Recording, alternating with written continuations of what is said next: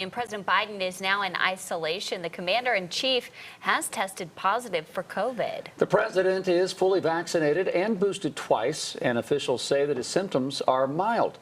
White House correspondent for The Hill, Morgan Chalfant, is joining us this morning with more on the president's COVID diagnosis.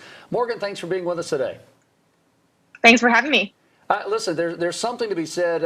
So many people, a lot of us and a lot of our family members, you get that positive result back. You kind of take a deep breath going, okay, what is going to happen? But when you get the most powerful leader in the world get back a positive result, what are the shock waves that are sent through Washington when the news came out? Well, I think there's obviously concern. You know, as you mentioned, the president is vaccinated. He's double boosted. So he does have protection, but he's also old. He's 79 years old. His age has been a concern, and that's part, the White House has really made an effort because he's the commander-in-chief to have extra precautions around him. But I think the White House has really used this moment to emphasize how far the country has come.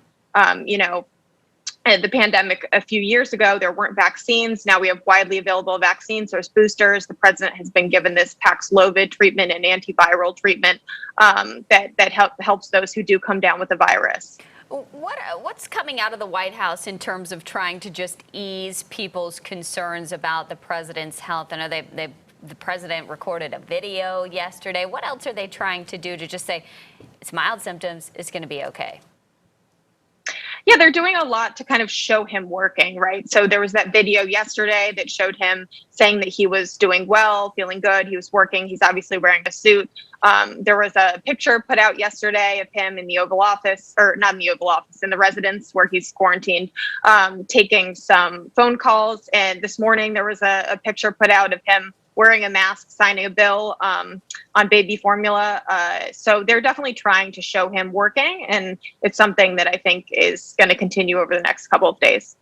Morgan, the Republican Party for quite a while has been talking about the age of the president and that his age could be a negative factor if he were to run again for re-election. Do you see them using this new information to just add to the laundry list of possible medical conditions that prove that maybe he's not fit for office a second time?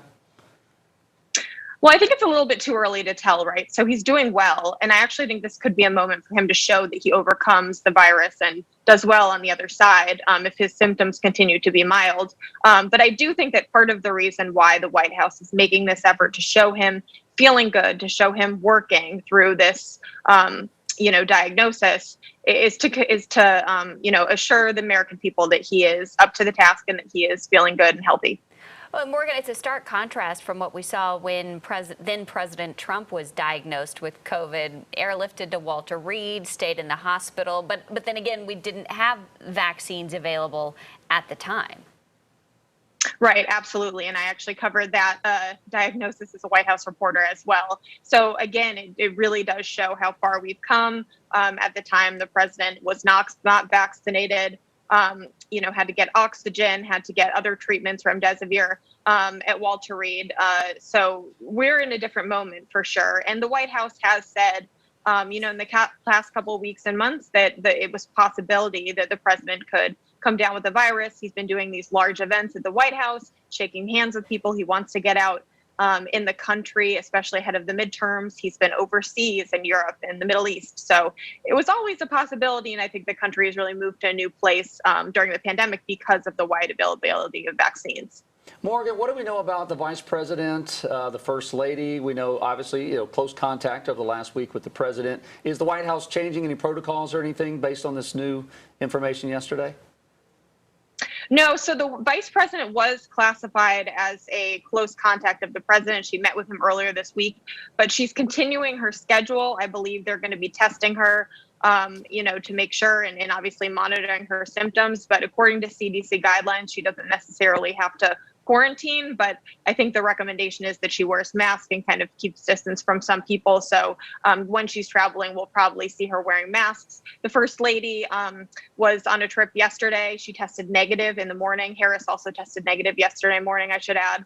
But the First Lady continued her trip yesterday with the Secretary of Education. She wore a mask. She visited some schools. So I think we'll kind of see a continuation of that over the next couple of days. Yeah, she was here in Charlotte just yesterday. Do we know when we will expect to get an update from White House doctors about the president's condition? So there is a briefing scheduled for today at 3 p.m. So I'm sure we'll get an update. They've also said that there will be probably a written update. So I would imagine that we get another written letter from the White House doctor, as we did yesterday. And Dr. Ashish Shah will be joining the press secretary at the briefing today. So he'll be speaking to the president's health. We'll be following along to see how he's doing. Morgan Chalfant, White House correspondent for The Hill. Thanks for your time this morning. We really appreciate it. Thanks for having me.